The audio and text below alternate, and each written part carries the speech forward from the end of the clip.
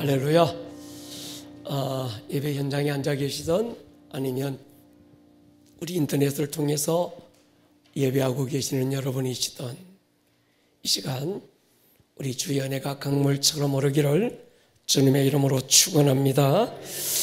출애굽기 1장 15절부터 21절 말씀 함께 나누겠습니다. 같이 한번 읽을까요? 시작. 애굽 왕이 히브리 산파 십부라라 하는 사람과 부하라 하는 사람에게 말하여 이르되 너희는 히브리 여인을 위하여 해산을 도울 때 그 자리를 살펴서 아들이거든 그를 죽이고 딸이거든 살려두라. 그러나 산파들이 하나님을 두려워하여 애굽 왕의 명령을 어기고 남자 아기들을 살린지라. 애굽 왕이 산파를 불러 그들에게 이르되 너희가 어찌하여 이같이 남자 아기들을 살렸느냐. 산파가 바로에게 대답하되 히브리 여인은 애굽 여인과 같이 아니하고 근장하여 산파가 그들에게 이르기 전에 해산하였더이다 하매 하나님이 그 산파들에게 은혜를 베푸시니 그 백성은 번성하고 매우 강해지니라. 그 산파들은 하나님을 경외하였으므로 하나님이 그들의 집안을 흥왕하게 하신지라. 아멘. 요즘 특수한 시국과 상황에 대한 우리의 신앙관을 정확하게 정립을 하면 좋겠다 싶어서 오늘 철야 말씀 무엇이 믿음이냐에 대해서 말씀을 나누기 전에 요즘 한참 갈등처럼 남아있는 인터넷에서 예배하는 건 어떠며 예배 현장에서 예배하는 건 어떤가 라는 것에 대한 정확한 성경적인 기준을 우리가 마련하고 말씀을 좀 들었으면 좋겠습니다. 두 가지를 우리가 물어야 되는데 처음 물어야 될 게 있습니다. 예배가 뭐냐라는 거예요. 무엇이 맞냐 틀렸느냐 OX 논리로 접근하지 말고 무엇이 예배인가? 여러분, 예배가 뭘까요? 예배는 하나님과의 만남이지요. 하나님의 인격과 우리의 인격이 만나는 만남의 사건을 우리는 예배라 이렇게 이름합니다. 예배는 하나님과 인간이 함께 만들어내는 공동의 작업. 하나님과 인간이 한 장소에서 만나 함께 무언가를 만들어내는 공동의 작업을 예배라 이렇게 말합니다. 예배에는 하나님만 계셔서도 안 되고 예배는 사람들만 모여서도 예배가 아닙니다. 그 예배 현장에 반드시 하나님이 계셔야 되고, 동의하십니까? 그리고 예배를 드리는 인간이 함께 한 공간 안에서 만나지는 만남을 우리는 예배라 이렇게 이름합니다. 그래서 예수님도 두세 사람이 내 이름으로 모인 그곳에, 거기가 어디든, 거기가 골방이든 아니면 예배 현장이든 그 자리가 어디든 두세 사람이 주의 이름으로 모인 곳에 그들만 있어서도 안 되고 주님이 함께 계실 때 예배가 될 줄로 믿습니다. 예배는 눈으로 바라보는 시청이 아닙니다. 예배는 참여가 중요합니다. 인터넷으로 예배를 하더라도 예배를 구경하는 시청자가 아니라 예배에 함께 참여하려는 자세가 굉장히 중요합니다. 텔레비전으로 중계되는 스포츠를 시청하는 것과 내가 현장에서 그 스포츠 현장에 앉은 건 다르죠. 더 나아가서 내가 선수가 돼서 뛰고 달리는 건 전혀 다른 느낌이지 않겠습니까? 저는 지금까지 바라보고 구경하는 구경꾼 관중이 상 받는 것을 본 적이 없습니다. 상은 뛰고 달리는 선수가 받는 거지요. 콘서트 현장과 텔레비전 시청은 다릅니다. 우리 예배는 그렇게 다른 거지요. 많은 사람들이 값비싼 어떤 그 티켓을 구입하고 콘서트 현장에 가려고 하는 이유가 있습니다. 거기는 현장감이 있는 거예요. 직접적인 만남과 어떤 사건이 있기 때문인 거죠. 그래서 우리가 인터넷으로 예배에 참여한다는 것이 쉽지 않지만 상황이 어쩔 수가 없는 분들은 인터넷 영상을 통해서 예배를 해야 합니다. 그러나 더 큰 열심을 가지고 어쩌면 예배 자리에 예배당에 앉아있는 우리 성도님들보다 인터넷으로 예배하는 여러분들이 훨씬 더 큰 열심과 기대감과 간절한 마음으로 예배에 참여하실 때 그게 예배가 되지 않겠습니까? 그렇습니다.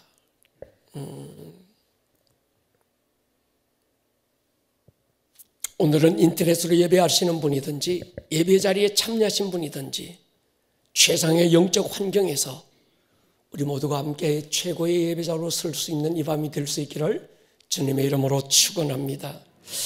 또 하나 우리가 물어야 될 게 있어요.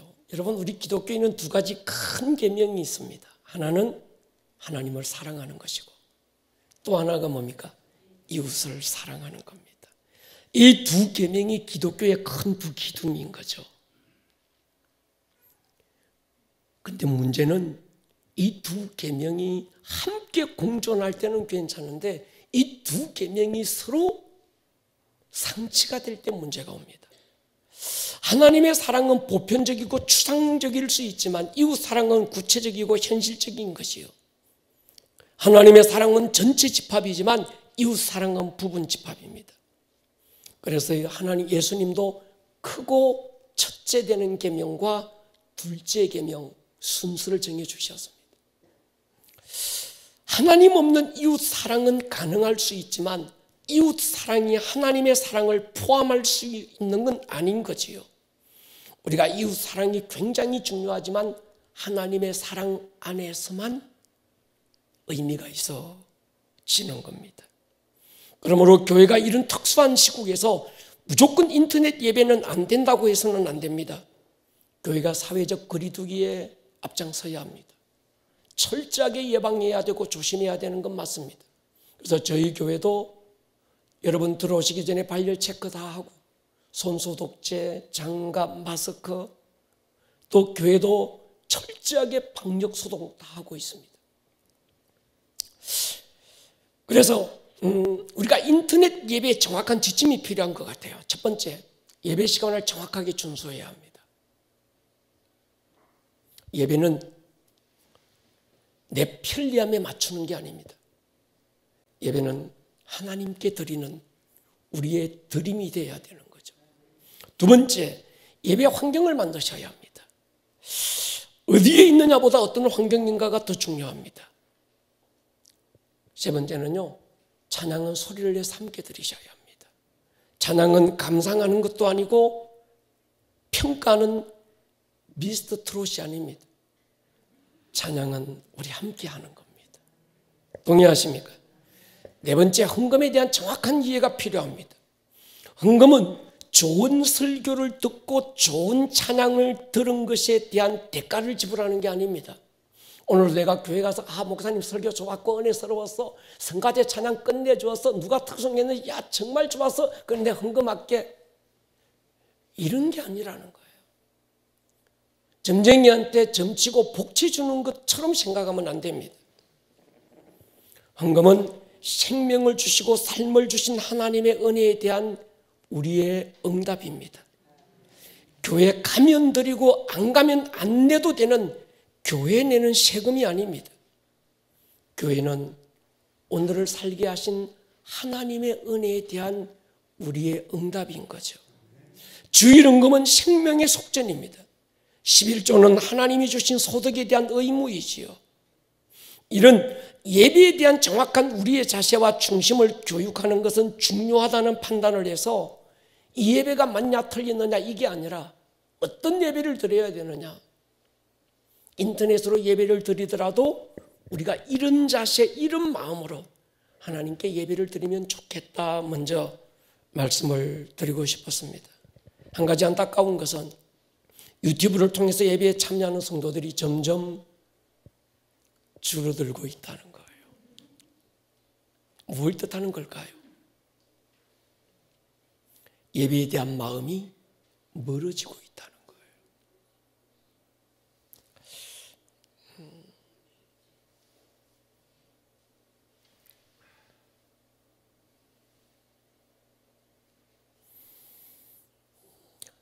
빨리 코로나의 눌림으로부터 우리가 자유해서 전심으로 하나님을 찬양할 수 있는 예배의 환경이 마련됐으면 좋겠습니다. 여러분, 믿음이 무엇입니까? 오늘 이 질문을 던져놓고 우리가 말씀의 은혜를 나눴으면 좋겠습니다. 우리는 믿음의 사람들입니다. 믿음의 사람들은 믿음으로 먹고 믿음으로 마시고 믿음으로 옷 입고 사는 사람들을 가리켜서 믿음의 사람이란 말합니다. 하나님의 의인은 오직 무엇으로 살죠? 믿음으로 삽니다. 믿음 하나가 그들의 삶의 이유가 되는 사람, 믿음 하나가 삶의 해석이 되는 사람, 그들을 가리켜서 믿음의 사람이라고 부릅니다. 성도의 또 하나의 브랜드는 믿음입니다. 하나님께서 아브라함의 이름을 바꾸어 주시죠. 아브라함이라고 해라. 열국의 아비가 되라. 사례를 사라, 열국의 의미라는 브랜드로 바꾸어 주셨습니다. 속이는 자 야곱은 이스라엘로, 하나님의 사람이라는 브랜드로 바꾸어 주셨습니다.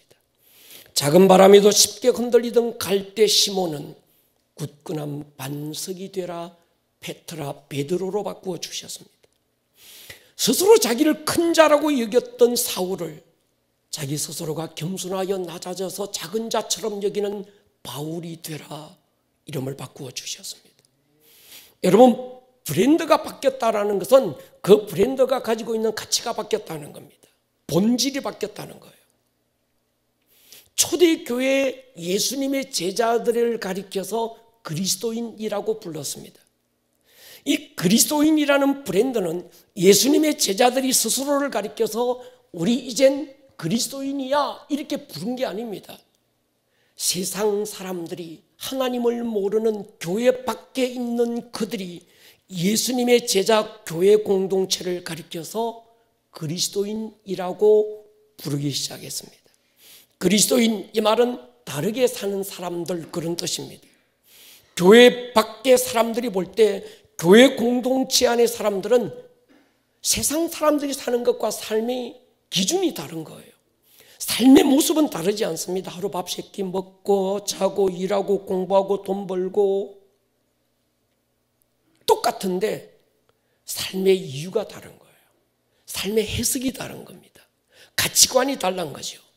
십계는 왜 사느냐, 여기에 대한 답이 달랐고, 그들은 오늘 자기가 왜 사는지에 대한 분명한 답을 가지고 사는 거예요.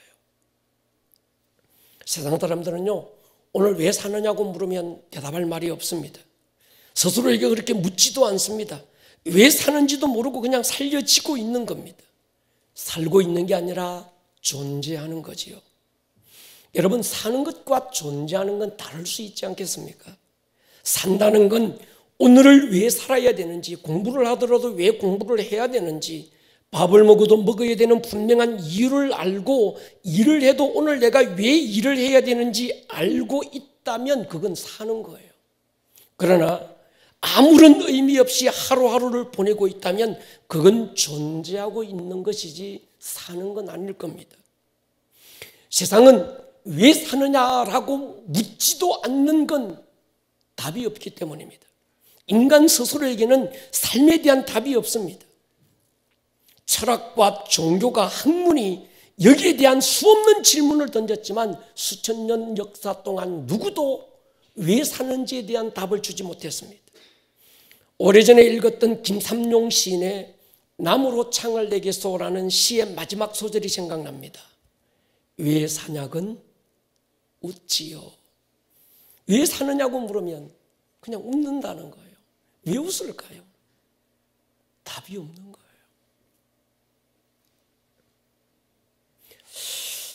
가령 예를 든다면 아프리카에 사는 부시맨에게 어느 누가 스마트폰을 선물했습니다. 생전 처음 보는 스마트폰이 무엇에 쓰는 물건인지 부시맨이 알 리가 없습니다. 그래서 이 부시맨이 스마트폰을 들여다보면 맨날 묻습니다. 스마트폰아, 넌 도대체 뭐 때문에 존재하니? 너의 존재의 이유가 무엇이냐 물어도 스마트폰은 답이 없습니다. 누구에게 물어야 되느냐? 스마트폰을 만든 제조 회사에게 물어야 합니다. 삼성에 묻든지 LG에게 묻든지 아니면 애플사에게 물어야 합니다. 물어볼 수 없으면 스마트폰 매뉴얼을 읽어보면 됩니다. 인간도 마찬가지입니다. 인간 존재의 이유를 알고 싶다면 인간을 만드신 하나님께 묻든지, 그것도 아니면 인간 존재의 매뉴얼인 성경을 통해서 답을 찾아야 합니다. 여러분, 그리스도인이라고 불리는 교회 공동체는 오늘 내가 왜 사느냐에 대한 정확한 해답을 가지고 있어야 합니다. 그리고 세상과는 분명히 다른 가치관을 가지고 있어야 합니다. 우리 학생들에게 너 왜 공부하니? 왜 학교 다녀야 하니? 왜 오하비에 다니고 있니? 이 질문에 대한 답을 가지고 공부하는 학생과 아무런 답이 없이 그저 뭐 가야 되니까 난 가는 거예요. 학교 끝났으니까 집에 가는 거예요. 아침에 일어났으니까 또 학교 가는 거예요. 이런 어떤 그 자세를 가지고 공부를 한다면 공부가 아닌 거지요. 어떤 사람 왜 공부하니? 좋은 대학 들어가기 위해서. 공부의 목적이 좋은 대학이 된다고 한다면 그것도 곤란한 거죠. 그리고 좋은 대학 졸업해서 좋은 회사 들어가서 연봉 많이 받고 이것이 오늘 공부해야 되는 이유의 전부라고 한다면 아직은 그 학생은 공부에 대한 이유를 모르는 거지요. 세상과 다르지 않은 어떤 답을 가지고 있다면 그 사람은 공부할 준비가 된 겁니다. 여러분, 우리 학생들은 물어야 됩니다. 난 왜 공부해야 되지? 특히 우리 오하비에 있는 아이들 보십시오. 오늘 이 밤에 우리 오하비에 있는 아이들이 뭐 어린아이들까지 차례에 참여했는데 너 왜 오하비 다니니 물을 때 난 이것 때문에 오하비에 다녀 라고 하는 것에 대한 우리 학생들만이 가지고 있는 답이 있어야 되는 거예요. 난 일반 학교를 포기하고 난 오하비를 선택한 이유가 이것 때문입니다 할 수 있는, 우리 엄마가 가라고 했어요. 이건 아직은 아닌 거죠. 답을 못 찾은 거죠. 어른들도 마찬가지입니다. 왜 일합니까? 왜 아침에 일어나야 되고 밥 먹어야 되고 회사 나가서 왜 일을 해야 됩니까? 왜 교회 나와야 되고 예배를 드리고 있습니까? 자기 삶에 대한 어떤 정확한 성경에서 찾았던 해석이 있어야 되는 거예요. 여러분, 그 해석이 뭘까요? 오늘 이 밤에 그걸 한번 공유해 봤으면 좋겠습니다. 난 공부를 해야 되는 이유가 이것 때문입니다. 난 밥을 먹어야 되는 이유가 이것 때문이에요. 아침에 일어나도 일어나야 되는 이유가 이것 때문입니다. 난 오늘 돈을 벌어도 이것 때문에 돈 벌고, 나는 오늘 먹어도 이것 때문에 내가 먹습니다. 세상이 줄 수 없는 어떤 명확한 해답, 삶의 해석을 가지고 있어야 되는 거죠. 히브리서 11장에 그 해답이 너무 정확하게 나와 있습니다. 히브리서에는 아담부터 한 시대 하나님이 자랑하고 싶은 잘 산 사람들의 이름과 그들의 삶에 대해서 기록되어 있습니다. 그들이 살았던 시대가 다르고 삶의 내용은 다 다릅니다. 아브라함의 삶과 야곱의 삶은 달랐습니다. 아브라함은 아들을 번제단에 드리고 하나님께 인정받았지만 야곱은 아들을 번제단에 올려드린 적이 없습니다. 각기 살았던 시대도 다르고 환경도 다르고 모습도 다 달랐지만 그들의 공통된 삶의 해석이 분명한 하나가 있었습니다. 그게 뭘까요? 믿음으로라는 겁니다. 아브라함을 얘기할 때도 믿음으로 아브라함은, 야곱을 이야기할 때도 믿음으로 야곱은, 다니엘을 얘기할 때도 믿음으로 다니엘은, 모든 그들의 삶의 해석이 하나로 압축이 딱 돼서 성경은 설명하고 있는데 그게 믿음이라는 거예요. 이해가 되면 아멘 하십시오. 여러분, 성도는 삶의 각자의 모습은 얼마든지 다를 수 있습니다. 그러나 모든 삶이 한 가지로 해석이 돼야 됩니다. 모든 강물이 사방에서부터 흘러와서 한 바다로 흘러들어가는 것처럼 모든 삶의 현장은 다르지만 그리스도인은 삶의 모든 해석이 한 가지로 모아져야 합니다. 믿음 때문에. 내가 가진 믿음 하나 때문에. 왜 사느냐? 난 믿음이 있어서. 왜 공부하니? 난 믿음이 있어서. 왜 일하니? 난 믿음 때문에. 왜 그걸 해야 되니? 내가 믿음의 사람이라서. 왜 그걸 하지 말아야 되니? 내가 믿음의 사람이기 때문에. 동의하십니까? 그렇습니다. 그래야 성도의 브랜드는 믿음이라고 하는 하나로 가치가 결정되는 겁니다. 여러분, 유명 브랜드는 그 가치가 변하지 않더라고요. 세계적인 브랜드는요, 고유의 모양이, 무늬가, 색깔이 변하지 않습니다. 싸구려는요, 그 모습은 화려해요. 번들번들거립니다. 사람들의 입맛에 맞추어서 쉽게 변합니다. 그래서 가치가 없습니다. 명품 시계 끝판왕 파텍 필립이라는 시계는 돈이 있다고 살 수 있는 시계가 아니더만요. 승용차에 롤스로이스가 있다면 시계는 바쉐론 콘스탄틴이 있다. 시계의 최고의 명품 바쉐론 콘스탄틴. 브레게라고 하는 이 시계는 프랑스 시계인데 시계 하나가 300억이 넘더만요. 얼마요?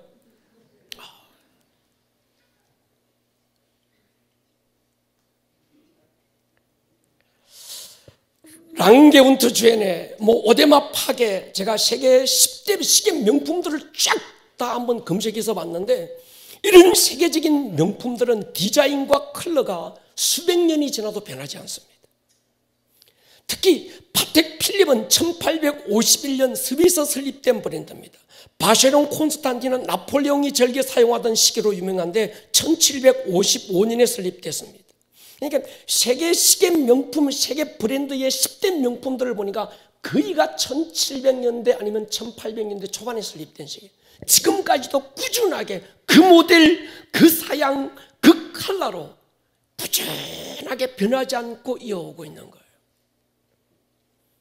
영적 최고의 브랜드는 예수님인 줄 믿습니다. 2000년 역사 한 번도 변하지 않는 최고의 가치를 가진 브랜드죠. 그거는 우리의 브랜드도 바꾸었습니다. 죄인을 의인으로, 더 나아가서 하나님의 자녀로, 더 나아가서 그리스도의 신부로, 하나님의 상속자로, 왕같은 제사장으로, 쓸모없고 버려진 멸망받을 수밖에 없는 우리를 최고의 브랜드로 바꾸어 주신 분. 그래서 우리는 패배자로 부름받은 게 아닙니다. 낭망하고 절망할 자로 부름받지도 않았습니다. 우리는 승리자로 부름을 받았고, 우리가 세상을 이기는 이유, 세상을 이기는 힘은 우리의 믿음인 줄 믿습니다. 요한일서 5장 보십시오. 같이 한번 읽겠습니다. 시작. 무릇 하나님께로부터 난 자마다 세상을 이기느니라.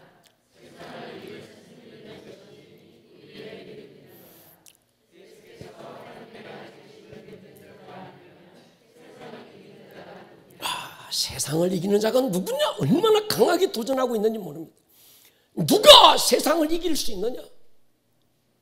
예수께서 하나님의 아들이심을 믿는 자가 아니면, 도대체 그들이 세상을 이길 수 없다면 누가 세상을 이길 수 있단 말이냐? 세상을 이기는 이김은 이것이니 우리의 믿음인 줄로 믿습니다. 그렇습니다. 믿음 하나로 세상을 이기는 사람들이 있습니다. 오늘 그 몇몇 사람들을 소개하려고 합니다. 다니엘이 믿음 보십시오. 다니엘이 하나님께 믿음의 사람으로 인정받은 결정적인 사건이 무엇일까? 제가 고민해 봤습니다. 하나님이 한 시대 다니엘이라는 사람을 굉장히 하나님께서 인정하시고 그를 신원해 주고 계신데, 다니엘이 하나님께 그의 믿음을 인정받았던 결정적인 사건이 뭘까? 그게 다니엘서 6장이더만요. 다니엘이 이 조서에 왕의 도장이 찍힌 것을 알고도 자기 집에 돌아가서는 윗방에 올라가 예루살렘으로 향한 창문을 열고 전에 하던 대로 하루 3번씩 무릎을 꿇고 기도하며 그의 하나님께 감사하였더라. 다니엘서 전체 가운데서 다니엘의 믿음을 딱 꼬집어서 핵심적으로 표현해 주는 부분이 바로 다니엘서 이 부분입니다. 보십시오. 왕의 도장이 찍혔다는 말은 합법화된 법으로 이미 정해져서 공포가 됐다는 거예요. 누구도 변개할 수 없고 예외가 있을 수 없다는 말이 왕의 도장이 찍혔다는 겁니다. 그 주왕이 입법화되었다는 사실을 알면서도 다니엘은 전에 하던 대로라는 말은 쉽게 말하면 왕의 법을 어기면서 그 말입니다. 다니엘은 일반 시민이 아닙니다. 그는 공직자입니다. 평범한 공직자가 아닙니다. 최상위 공직자입니다. 법을 준행하는 자, 그런 다니엘이 왕이 직접 만들어 전국에 공포한 법을 지금 어기고 있어요. 여러분 어떻게 생각하십니까? 그 법 내용이 뭔가 하면 하나님께 예배하지 말고 왕의 신상에 예배하라는 겁니다. 그리고 하나님께 예배하면 사자굴에 던져버리겠다는 거예요. 제가 생각해 봤습니다. 여러분, 다니엘이 지가 발각될 걸 알았을까요? 몰랐을까요? 이 법이 의도적으로 다니엘을 잡기 위해 파놓은 고의적인 함정이라는 걸 다니엘이 알았을까 몰랐을까요? 그래서 자기가 조심하면 안 들킬 수도 있다고 생각했던 것일까요? 원수들이 함정을 파놓고 바벨론 최고의 정보원들을 보내서 자신을 지켜보고 있다는 사실을 다니엘만 몰랐을까요? 알았다면 다니엘은 왜 그랬을까요? 만약에 이 사실이 발각되면 그는 법을 어긴 자가 돼서 다니엘만의 문제가 아니라 바벨론에 포로로 끌려 모든 유대인들의 문제가 될 수 있다는 사실을 다니엘은 몰랐을까요? 여러분 어떻게 생각하십니까? 그래서 이렇게 무모한 행동을 지금 하고 있는 걸까요? 다니엘이 그 정도로 바보였을까요? 다니엘에 대해서 성경은 이렇게 기록합니다. 1장 20절에 보면요, 왕이 그들에게 모든 일을 묻는 중에 지혜와 총명이 온 나라 박수와 술객보다 몇 배가 나왔다고요? 10배나 나왔다. 지금 바벨론 왕궁에 있는 소년들, 박수와 술객, 이들은 누군가 하면 일반적인 소년들이 아닙니다. 바벨론 전국에서 최고의 수재들만 뽑아서 불러 모은 수재 중의 수재들입니다. 다니엘은 그 소년들보다 10배나 더 지혜로운 소년이었다고 말합니다. 다시 말씀드리면 다니엘이 바보는 아니었다는 거지요. 그런데도 다니엘은 지금 법을 어기고 왕의 명령을 어기고 하나님을 예배하는 예배의 자리로 나가고 있습니다. 그것도 하루에 3번씩이나, 그것도 창문을 활짝 열어 제쳐놓고. 왜 이랬을까요? 사람들은 이런 다니엘의 행동에 대해서 지혜롭지 못했다고 판단할 수 있습니다. 상황이 상황이니만큼 좀 더 조심할 수도 있었다고 판단할 수 있습니다. 정의나 타협할 수 없는 예배의 부분이었다면 좀 지혜롭게 창문 닫아 걸고 아무도 모르게 예배할 수 있지도 않았을까요? 아니면 소리를 낮추어서 밖에 다른 정보원들이 눈치채지 못하도록 찬양도 붕어띠처럼 입만 번긋번긋 할 수도 있지 않았을까요?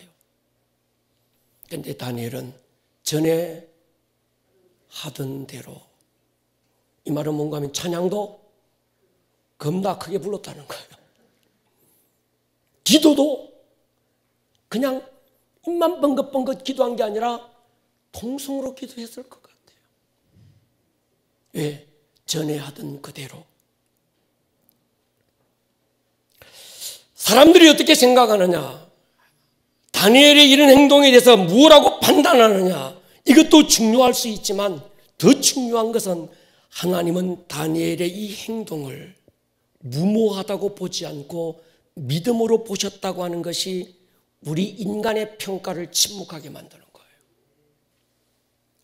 그리고 하나님은 사자의 아가리를 닫아서 그의 믿음을 신원해 주셨다고 하는 겁니다. 이게 중요한 거죠. 이런 생각을 해봤습니다. 만약에 다니엘이 그때 하나님을 인간적인 처신을 동원해서 예배를 멈추었더라면 다니엘은 어떻게 됐을까? 그래, 지금은 나라서 하지 말라고 하니까 안 하면 되지 뭐. 법이니까. 그래, 우리가 또 사람들에게 덕도 끼쳐야 되지 않냐? 이웃 사랑 실천도 해야 되지 않냐? 이럴 땐 예배하지 말면 뭐 안 되겠냐. 그래서 예배를 멈추었더라면 우리는 다니엘을 어떻게 평가할까요? 상황은 여러분 보십시오. 아마 모르긴 몰라도 사자굴에 던져지진 않을 수도 있었을 것 같아요. 그의 친구들이 왕의 신상에 절하고 왕의 흥정에 타입했더라면 아마 모르긴 몰라도 사드락 메삭 아벳노고는 풀무불에 던져지지 않을 수도 있었을 겁니다. 왕의 신상 앞에 마음 없이 그냥 고개 쳐박고 그냥 엉덩이 하늘로 쳐다보고 그냥 절했다고 한다면 그들은 풀무불 가운데 던지지 않았을 거예요. 그랬다면 다니엘의 믿음을 우리는 무엇으로 증명할 수 있을까요? 에스더를 보십시다. 성경이 말하는 믿음의 여인 에스더, 그 역시도 왕궁 최고 공직자의 아내였습니다. 상황은 페르시아 전국에 있던 유다인들이 전멸될 위기를 만났습니다. 사촌 오빠 모르드게가 이 사실을 왕에게 알려서 유대인이 살 방법을 찾으라고 에스더에게 부탁을 합니다. 그때 에스더는 두려웠습니다. 왜냐고 하면 왕이 부르지도 않았는데 왕에게 나가면 누구도 죽음을 면치 못하는 왕궁의 법을 알고 있었고 왕은 아직 에스더를 찾은 지 30일이 이미 넘어가고 있습니다. 에스더 역시 왕궁의 법이 무엇인지를 너무 잘 알고 있었습니다. 그런데 에스더 4장 16절을 보면 에스더는 이렇게 처신합니다. 당신은 가서 수산에 있는 유다인을 다 모으고 나를 위하여 금식하되 밤낮 3일을 먹지도 말고 마시지도 마소서. 나도 나의 시녀와 더불어 이렇게 금식한 후에 뭐하고요? 규례를 어기고, 이 말은 법을 어기고, 최고 법을 준행해야 되는 왕의 아내가, 공직자의 아내가 법을 어기고 왕에게 나가겠다는 거예요. 그러면서 마지막 던진 말이 있습니다. 죽으면 죽겠다는 겁니다. 다니엘이 왕의 조서가 찍힌 걸 알고도 그렇게 했던 것처럼 에스더 역시도 왕궁의 규례를 어기면서 왕에게 나아갑니다. 에스더가 왜 이런 무모한 짓을 했을까? 이미 법은 만들어졌고 왕의 의인이 지켜서 전국에 공포가 된 상태입니다. 에스더는 자신이 이 상황을 역전시킬 수 있다는 확신과 자신이 있었던 것일까? 내가 왕에게 나아가면 죽으면 죽으리라. 내가 왕에게 나아가면 우리는 결과를 알고 보지만 에스더 역시 결과를 알고 나아갔을까? 몰랐을 것 같아요. 아니라면 에스더는 지금 에스더의 이 행동을, 이 처사를 어떻게 만약에 실패했다고 생각해 보십시오. 왕이 에스더를 죽였다 그러면 에스더만 죽는 게 아니라 전국에 있는 유다인들이 함께 죽는 겁니다. 이런 일에 대해서 우리의 평가나 답은 그렇게 중요하지 않습니다. 중요한 건 하나님이 에스더의 행동을 믿음으로 보셨다라고 하는 게 중요합니다. 그의 믿음이 나라를 구했습니다. 민족의 위기를 기회로 바꾸었습니다. 그래서 우리도 에스더처럼 지금 24시간 릴레이 금식하고 기도하고 있습니다. 전교인들이. 이런 때일수록 에스더처럼 왕 대신 하나님의 품을 파고들 한 사람의 중보자가 있어야 된다는 사실을 알고 있기 때문에 온 교회가 에스더 금식 기도에 참여하고 있습니다. 그게 믿음이라는 거예요. 여러분, 오늘 우리가 읽은 본문은 지난 며칠 동안 제가 깊이 묵상했던 말씀입니다. 모세가 세상에 태어날 때 시대적인 나라의 상황을 설명합니다. 모세라는 큰 바위 얼굴에 가려져서 보이지 않던 믿음의 영웅들 몇 사람을 성경은 소개합니다. 시대적인 상황은 위기 상황이죠. 절망적인 상황입니다. 어두운 상황입니다. 요셉을 알지 못하던 바로가 왕이 되면서 고센 땅에 있던 이스라엘 백성들의 번창함을 보고 이들을 그냥 두면 자기들보다 더 강하고 더 많아져서 굴러들어온 돌이 박힌 돌을 빼겠다 위기를 느끼게 됩니다. 그래서 만든 법이 이스라엘 백성들을 노예로 전락시켜서 고역을 시키기로 결정합니다. 출애굽기 1장 11절부터 보십시오. 감독들을 그들 위에 세고 그들에게 무거운 짐을 지워 괴롭게 하여 그들에게 바로를 위하여 국고성 비돔 람셋을 건축하게 하니라. 그러나 학대를 받을수록 더 번성하여 퍼져나가니 애굽 사람이 이스라엘 자손으로 말미암아 근심하여 이스라엘 자손에게 이를 엄하게 시켜 어려운 노동으로 그들의 생활을 괴롭게 하니 곧 흙 이기기와 벽돌 굽기와 농사의 여러 가지 일이라 그 시키는 일이 모두 엄하였더라. 매일 더 강도가 세지는 어떤 고역을 지금 시키고 괴롭게 하는 거예요. 나중에는요, 산파를 고용해서 히브리인들 가운데 사내 아이가 태어나면 그 자리에서 죽게 만듭니다. 목을 졸라서 죽이는 거죠. 이건 역시 왕이 만든 법이었습니다. 그리고 산파들은 왕이 고용한 공직에 있는 사람들입니다. 애굽 전역에 얼마나 수많은 사내 아이들이 태어나자마자 그 땅에서 죽어갔을까요? 그런데 성경은 한 사건에 집중합니다. 1장 17절 보십시오. 같이 한번 읽겠습니다. 시작.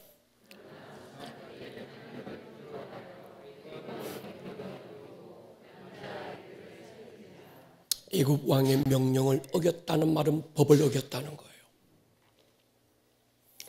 애굽 왕의 명령을 어기고 지난 며칠 동안 이 한마디가 제 가슴을 후벼 파고들어서 견딜 수가 없었어요. 왕의 명령을 어기고 남자아기들을 살렸다.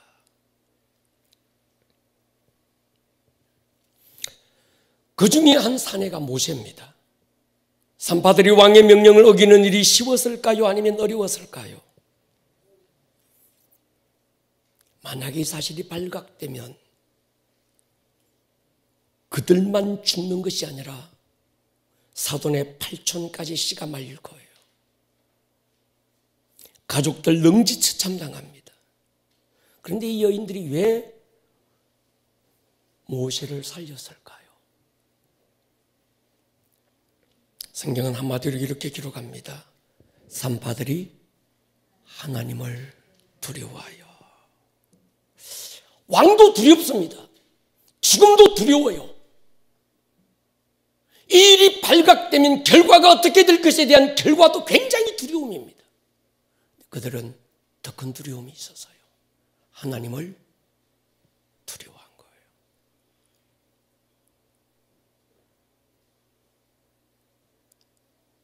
그들에게 하나님은 애굽의 왕보다 훨씬 크신 분이었습니다.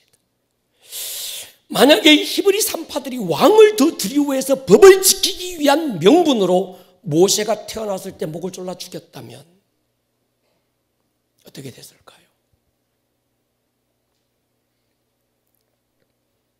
에스더가 법에 무서워서 왕에게 나아가기를 멈추었다면, 다니엘이 예배를 멈추었다면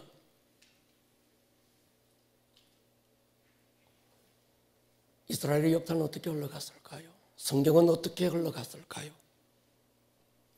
다니엘은 왕의 도장이 지킨 걸 알고도 에스더는 규례를 어기고 히브리 산파들은 왕의 명령을 어기고, 성경은 이걸 강조하고 있습니다. 무엇보다 성경과 하나님은 이들의 행동을 믿음으로 아름답게 보고 계신 겁니다. 어쩌면 무모할 수 있고 비난받아야 했던 그들의 행동을 통해서 나라와 민족이 구원을 받습니다. 누구도 그들의 행동이 나라를 구할 수 있다고 생각한 사람은 아무도 없었을 겁니다. 다만 그들이 오늘 할 수 있는 일, 그 일이 예배하는 일이었고 하나님 앞에 나아가는 일이었기에 그걸 한 것뿐인데, 그걸 타협하지 않은 것뿐인데, 하나님을 두려워했던 그것 하나가 나라를 살리고 민족을 구하는 겁니다. 거기에 뽑힌 산파들의 이름을 성경은 기록하고 있다는 게 저에게 또 충격을 주었습니다. 시브라, 부하. 제가 생각해 봤습니다. 굳이 이 여인들의 이름을 성경에 기록할 필요가 뭐 있었을까? 그러잖아요. 출애굽기는 누구에게 조명하고 있는 겁니까? 모세를 조명하고 있는데, 모세를 통한 하나님을 지금 조명하고 있는데, 그렇다고 한다면 모세가 태어나는 그 순간에 잠깐 왕의 명령을 어겼던 그 여인들의 이름을 성경이 굳이 기억해야 될 이유가 뭐 있었겠습니까? 하나님의 역사에 점도 안 되는 그 여인들을 성경은 이름까지 기록해서 남겨놓았어요. 제가 성경 사전을 찾아서 이 시프라와 부하라는 이름의 뜻을 찾아봤습니다. 시프라, 히브리어로 슈프라라는 말인데 아름다움 그런 뜻입니다. 부하, 히브리어로 브라라는 말인데 빛난다 그런 뜻입니다.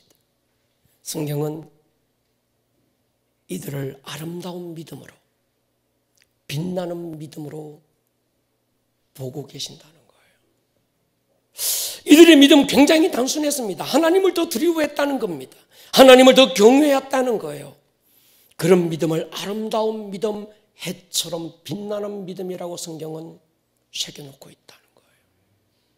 여러분, 무엇이 믿음입니까? 그래, 믿음이라고 치자. 무엇이 아름다운 믿음입니까? 무엇이 빛나는 믿음입니까? 정금 같은 믿음. 욥처럼 순금같이 되어 내가 하나님 앞에 나올 것이다. 순금 같은 믿음은 어떤 믿음입니까? 히브리 산파들의 믿음을 하나님은 아름다운 믿음이라, 찬란하게 빛나는 믿음이라 지금 인정해 주고 계신다는 거죠. 출애굽기 1장 21절 보십시오. 그 산파들은 하나님을 경외했다 이렇게 기록합니다. 그리고 하나님이 그들의 집안을 흥왕하게 하셨다. 그들의 행동이 아름답고 빛나는 믿음으로 하나님이 인정하시고 그들 믿음에 대한 보상을 하나님은 아끼지 않고 있습니다. 우리가 잘 아는 다윗과 사울을 한번 비교해 봤으면 좋겠습니다. 다윗 시편 27편 1절에서 이렇게 얘기합니다. 같이 한번 읽겠습니다. 시작.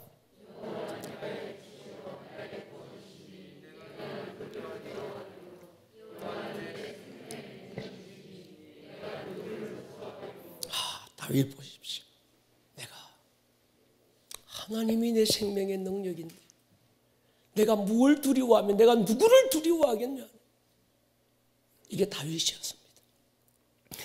반면 사울의 고백을 들어보십시오. 사무엘상 15장 24절입니다. 같이 한번 읽겠습니다. 시작.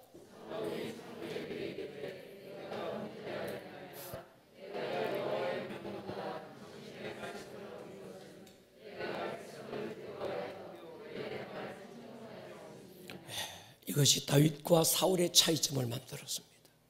다윗은 하나님이 내 생명의 능력인데 내가 누구를 두려워하랴. 무엇이 믿음입니까? 여러분이 가진 믿음을 무엇으로 증명하겠습니까? 내가 생명의 근원되는 하나님이 내 생명의 능력인데 내가 누구를 두려워하랴. 하나님이 내 소망인데 내가 무엇이 두려울까? 이게 믿음 아닙니까? 사울 보십시오. 내가 하나님의 명령을 어긴 이유가 있습니다. 백성을 더 두려워했다는 거예요. 그가 나 두려움이 하나님의 명령을 불순종하게 만들었고 그 불순종이 하나님께 버림받는 또 하나의 사건이 됐다는 거예요. 다시는 예수의 이름으로 설교하지 말고 가르치도 말라는 공예법 집행자들에게 베드로는 이렇게 선포합니다. 사도행전 4장 19절에 보면요, 베드로와 요한이 대답하여 이르되 하나님 앞에서 너희 말 듣는 것이 하나님의 말씀을 듣는 것보다 옳은가 판단하라. 우리는 보고 들은 것을 말하지 아니할 수 없다. 얼마 전까지만 해도 찌질이 시몬이었습니다. 작은 계집아이 앞에서 두려워해서 예수님을 모른다 부인했던 천하의 찌질이가 지금 법 집행자들 앞에서 내가 하나님 앞에서 하나님의 말씀을 듣는 게 옳겠니? 너희들 말 듣는 게 옳겠니? 법 집행자들에게 던진 말이었어요. 우리는 스스로에게 물어야 합니다. 믿음이 도대체 뭔가? 여러분, 믿음이 뭡니까? 본질적인 질문입니다. 이런 시국에 예배를 드려야 되느냐 말아야 되느냐 이건 두 번째 치고 무엇이 믿음입니까? 나는 누구를 두려워하고 있습니까? 믿음의 사람은 모든 삶을 믿음으로 해석되어야 되고 믿음 하나로 설명되어야 할 사람들입니다. 무엇 때문에 그러니? 난 믿음 때문에요. 너 오늘 이렇게 하는 행동의 이유가 뭐니? 내가 가진 믿음 때문에요. 믿음 하나로 설명되어야 될 삶의 모든 해석을 가진 사람. 히브리서 11장에서 믿음의 전당, 한 시대 믿음의 영웅들, 큰 금옥들, 그들의 삶에 대해서 얘기할 때 아브라함부터 쭉 수많은 믿음의 사람들을 나열해 오면서 그들이 살았던 시대가 다르고 삶의 환경이 다르고 상황이 다 달랐지만 성경은 하나를 얘기합니다. 믿음으로 아브라함은, 믿음으로 이삭은, 믿음으로 야곱은, 믿음으로 요셉은, 모든 그들의 삶에 대해서 성경은 믿음 하나로 설명하고 있는 거예요.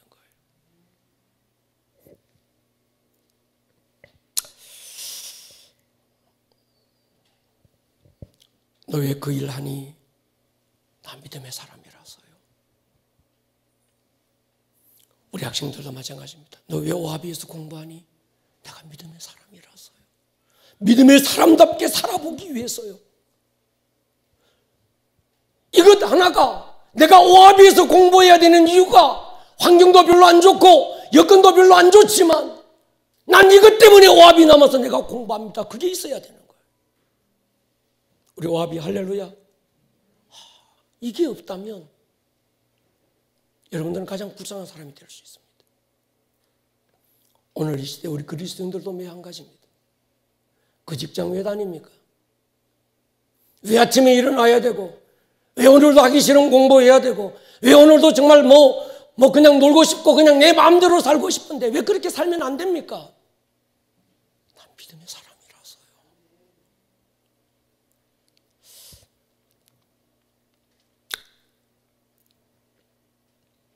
두 개의 영상을 함께 나누고 싶습니다. 먼저 본 영상은 중국 교회에 엄청난 박해의 바람이 불어왔던 때 중국 지하교회에 있던 성도들의 믿음의 모습을 담은 영상입니다. 이 영상 여러분과 함께 같이 한번 봤으면 좋겠습니다.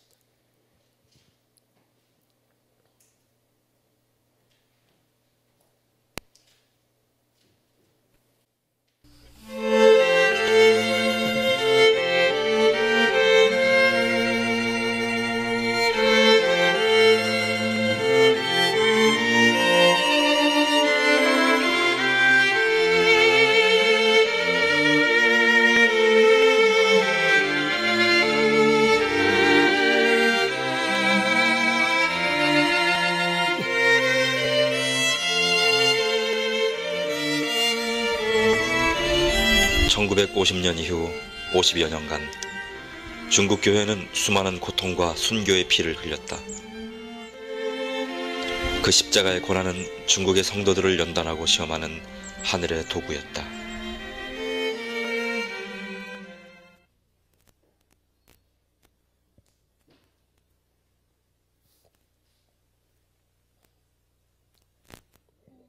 더 이상 자유로운 신앙이 금지되었을 때 서방의 교회들은 중국 교회가 이 세상에서 사라질 것이라고 생각했다.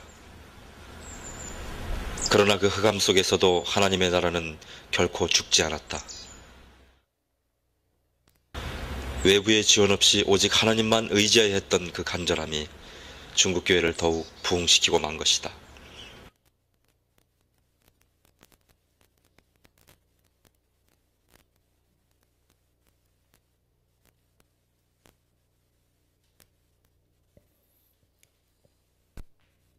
영상에 문제가 있는 거예요.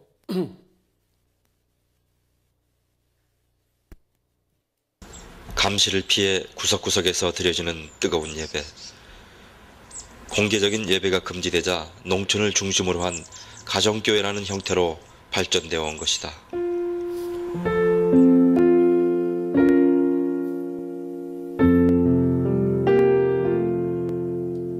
환난과 핍박 속에서 평신도 지도자들이 배출되었고 고난을 통해 지하의 교회들은 놀랍게 부흥되었다.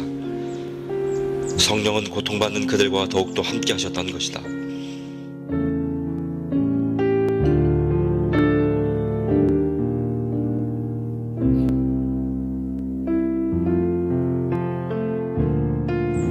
하늘에 속한 사람으로 알려진 윈 형제는 그런 믿음의 용사 가운데 하나다.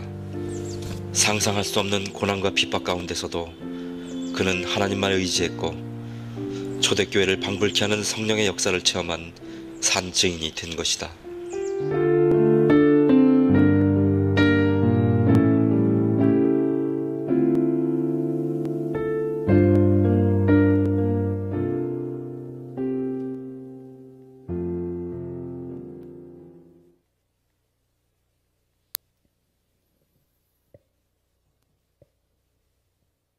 그런 믿음의 증인은 윈 형제만이 아니다.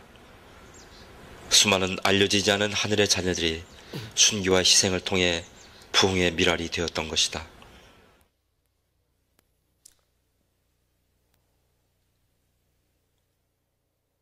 세상은 그들을 알지 못하였지만 하나님은 명확히 아셨고 그들과 함께 동행하셨던 것이다. 외부와 철저히 단절된 중국 교인들은 성경 그 자체를 찬성으로 만들어 부르고 교파도 없이 자생적인 하나님 나라를 만들어 왔다.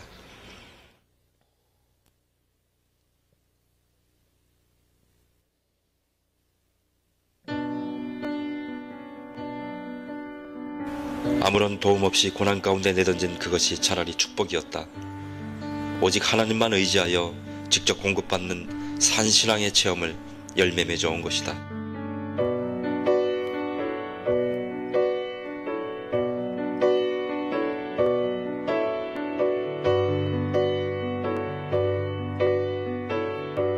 살아계신 하나님, 그분만이 의지할 대상이요 구원의 능력이시다.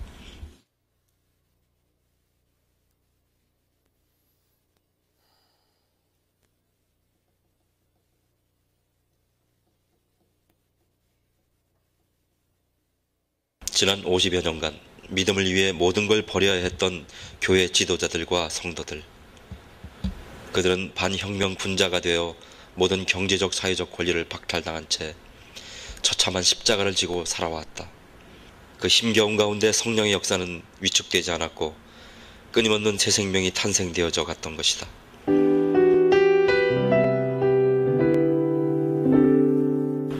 영화의 날씨에도 비밀리에 세례의식을 행한다. 생명의 감격, 은혜의 희열, 그 어떤 핍박과 고난도 이 행복과 결코 비교할 수 없으리라.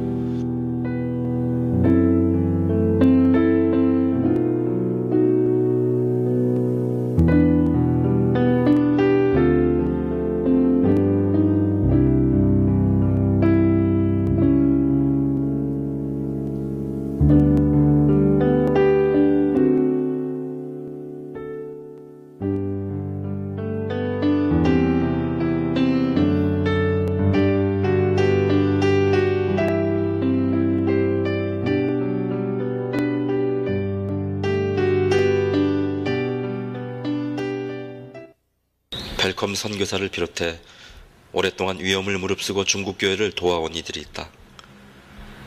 그러나 중국교회는 구석구석에서 드러나지 않은 자생적인 역사로 신앙의 결실을 이루어왔다. 그들 가운데 하나님이 직접 역사하셨던 것이다.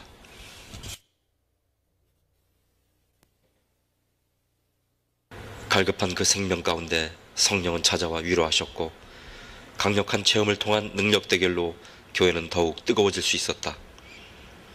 흑암의 세력들을 물리치는 은사, 기적의 역사는 중국교회를 부흥시키는 또 다른 요인이었다.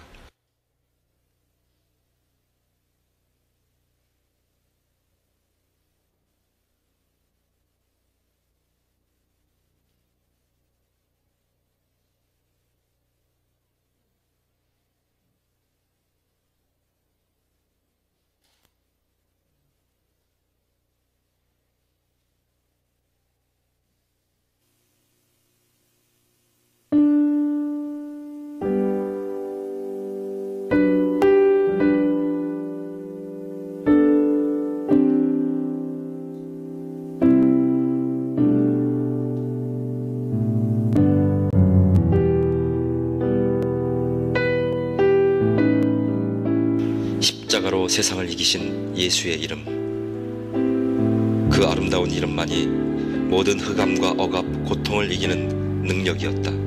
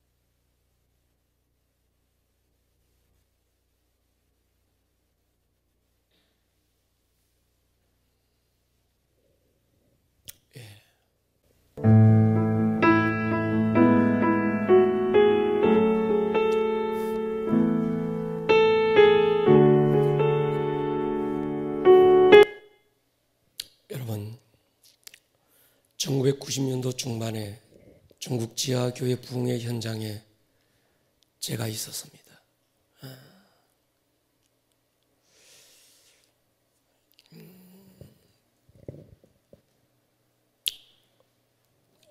중국의 문화혁명 이후로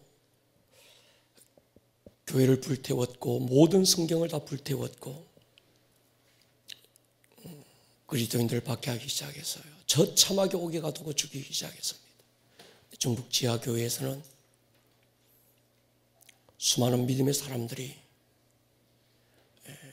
공안들의 눈을 피해가면서 하나님을 예배하는 그때 저도 그 현장에 있었어요. 설교를 한번 시작하면 7시간씩 했습니다. 근데 누구도 움직이지 않았어요.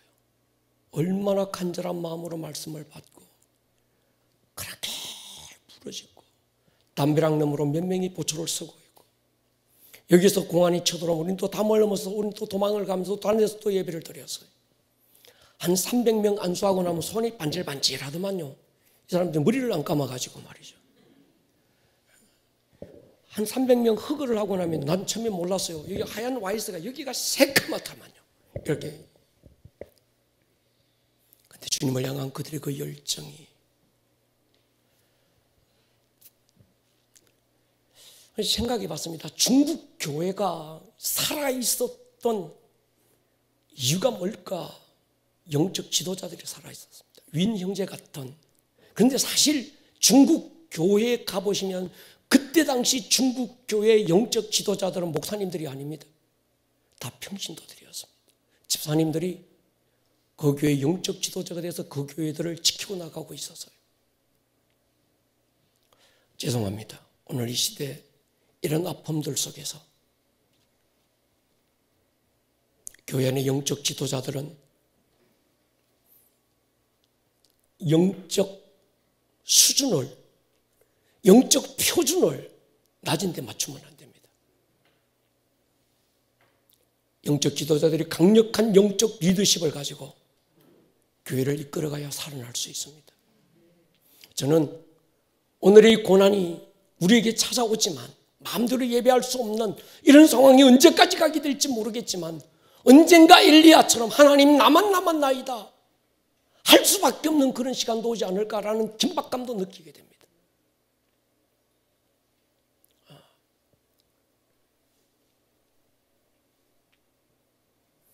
그러나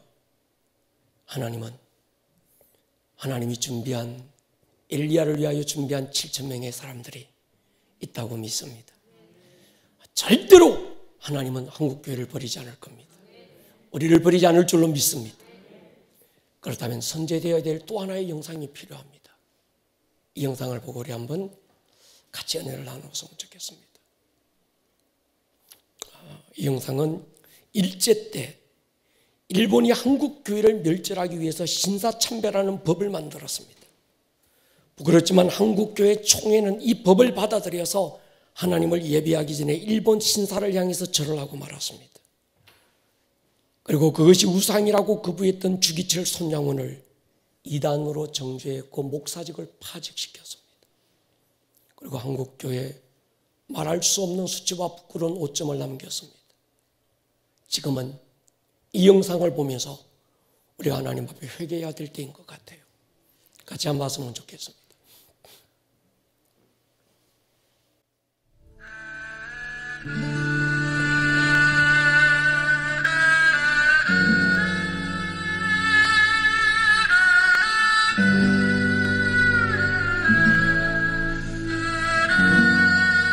하나님 여호와 크고 두려우신 하나님, 우리 대한민국이 주 앞에 범죄함을 자복하니 주님께서 귀를 기울여 주시고 눈을 열어 주십시오. 주님께서 1907년 평양의 부흥의 축복을 주셨는데 우리는 바로 그 땅에서 하나님을 저버리고 우상에게 절하기로 결의했습니다. 이제 평양은 하나님의 영광이 떠나 공산주의 정권의 수도가 되어버렸습니다. 우리는 일제 말기에 주님을 버리고 배교했습니다. 감히 나다라고 하는 우상단지를 교회당 안 동편에 두고 그것을 향해서 예배했습니다. 주일 예배 중에 12시 정오 사이렌 소리가 나면 동쪽을 향해 절을 하는 동방요배를 드려왔습니다.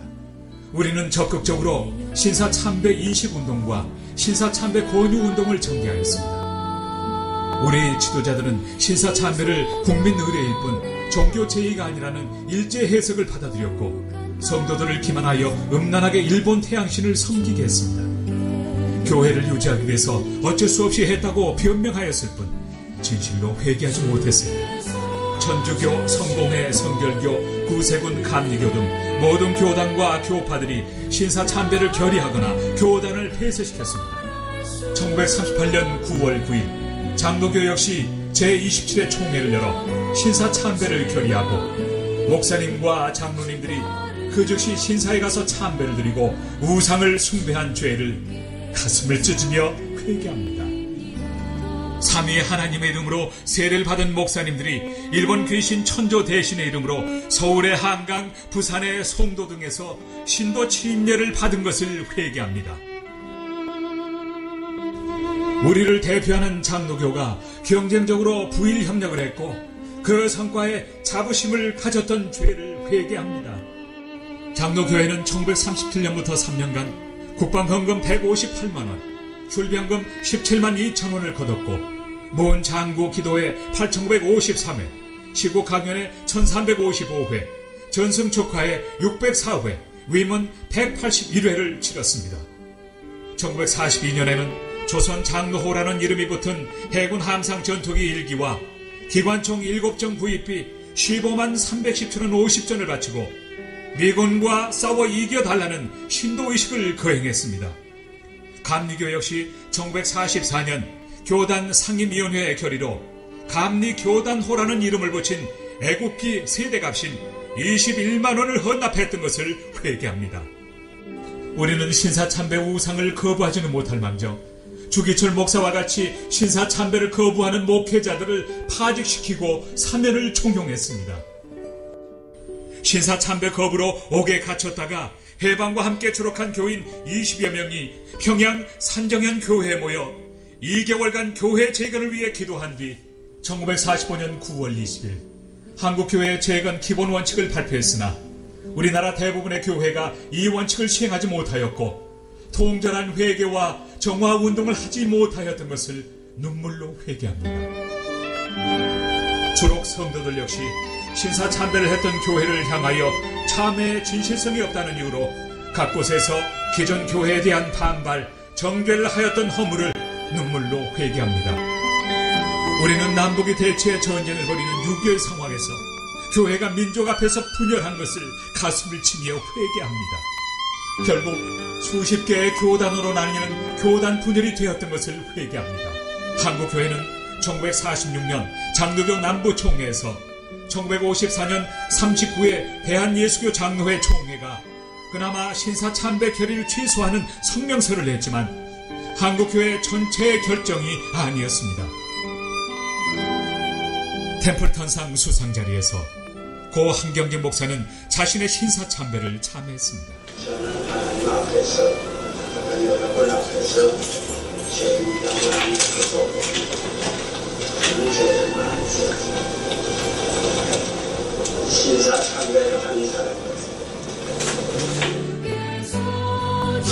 부리고 얼굴을 돌이켜 여호와의 성소를 등졌습니다. 일본 태양신의 우상들을 섬김으로 그것이 저희에게 올무가 되었습니다. 1907년 평양에 불었던 강력한 부흥의 역사가 참된 회개에서 시작된 것을 알고 있습니다. 오 주여, 우리를 용서하여 주시옵소서. 주의 명성을 돌보시어 지체하지 마시고 한반도의 성령의 바람이 불어 부흥의 역사가 일어나게 하여 주시옵소서.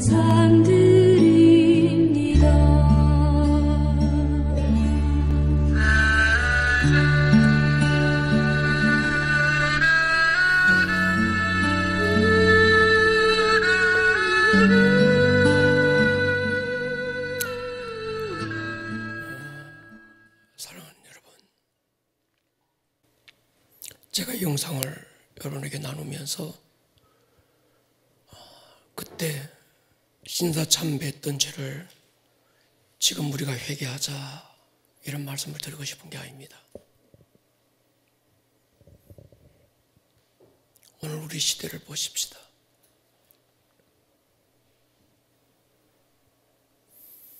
수많은 믿음의 선배들이 흘린 그 핏자국 위에 세워진 우리 대한민국, 그 피를 먹고 성장해온 우리나라가 태극기 촛불로 나누어져서 서로를 헐뜯고 비방하고,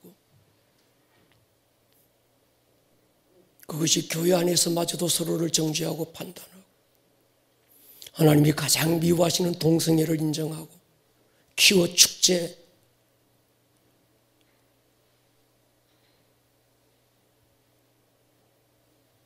그것들을 합법화시키고 인권이라는, 소수의 인권이라는 이유로 그것들을 정치 세력화해서 또 이용해 먹는 오늘 안타까운 정치 현실들을 우리가 바라보면서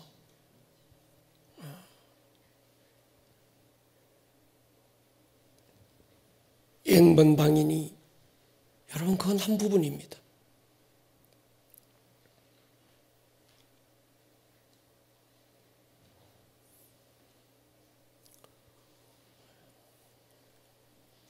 나라가 이웃사랑 실천이라는 법이라는 이유를 내걸어서 예배당 문을 걸어 잠그고 하나님을 향하여 예배를 전멸시키고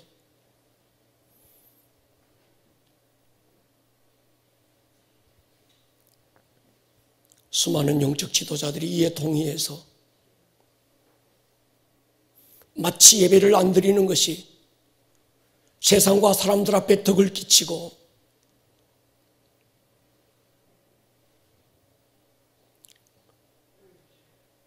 이건 우리가 회개해야 될 일 아닐까요? 무엇이 믿음입니까? 무엇이 우리를 두렵게 합니까? 오늘 이 시대 우리가 해야 될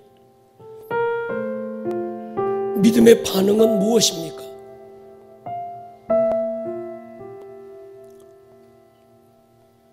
미생물의 두려움보다 두려워하고 있는 마음의 바이러스가, 두려움의 영들이 오늘 이 시대를 빙하로 만들어서 모든 경제를 얼어붙게 만들고, 마치 예배를 안 드리면 모든 것들이 풀리고 예배를 안 드리면 모든 것들이 다 잘 되는데, 예배를 드렸기 때문에 마치 이렇게 안 되는 것처럼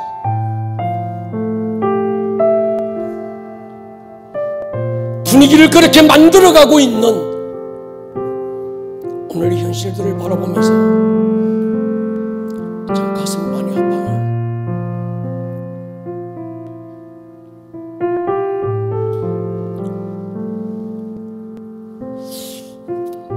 오늘 우리가 좀 기도했으면 좋겠습니다. 하나님, 오직 주의 사랑에 매여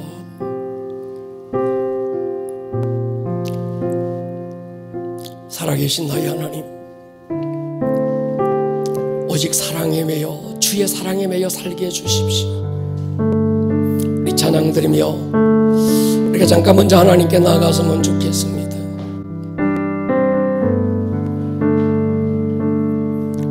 오직 주의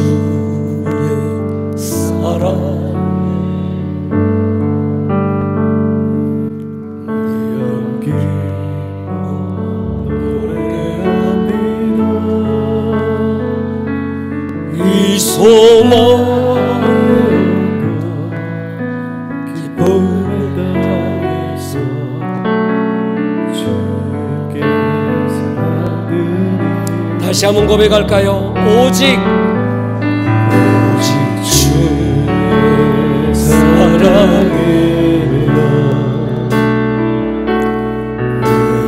기뻐 노래합니다. 이 소망의 거룩한 땅에서 주께 사랑드립니다. 오직 주에게 내쳐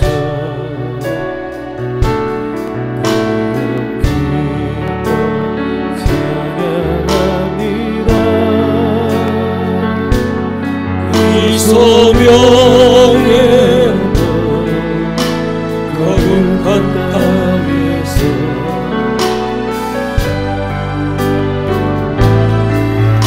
두 손 번쩍 들고 한번 고백할까요? 주께서 주신 너희들의 나는 말할 수 없네. 영원 절거리 주 따르렵니다.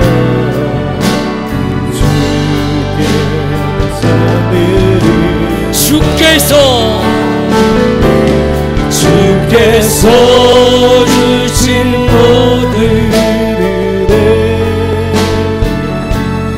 나는 말할 수 없네. 영원 절거리 주 따르렵니다. 주께 감사드립니다. 이 시간 우리 한번 기도하십시다. 특별히 이 나라의 민족의 죄를 걸머지고 우리 한번 회개하십시다. 하나님, 분열과 다툼과 정죄와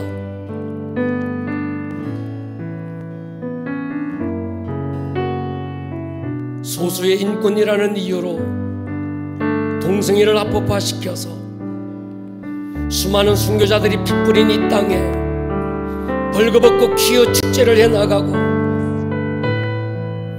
인터넷 속에서는 우리의 다음 세대들이 수없는 음란 영상물에 지금 노출되고 있고, 우리의 다음 세대들은 하나님을 떠나서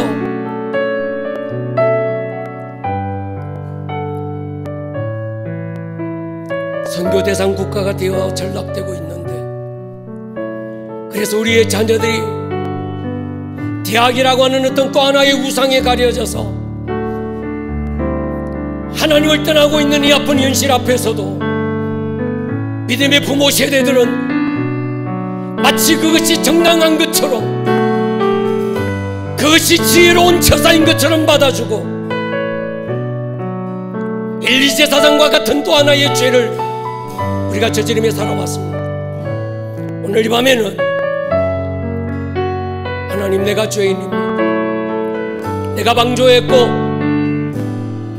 내가 깨어있지 못했고, 교회들이, 믿음의 사람들이, 영적 지도자들이 깨어있지 못했습니다. 주님, 이 나라의 민족을 긍휼히 여겨주시고 주의 보혈로 덮어주시고 다시 한번 주의 긍휼을 베풀어 주십시오. 다시 한번 이 땅에 회개의 영을 부어주십시오. 주의 몸된 교회들이 가슴을 뜯고 주님 앞에 무릎을 꿇게 해주십시오. 예배를 회복하게 해주십시오. 주를 향하여 전심으로 나가게 해주십시오. 우리 이 시간 주여 한번 부르고 통성으로 기도합니다. 주여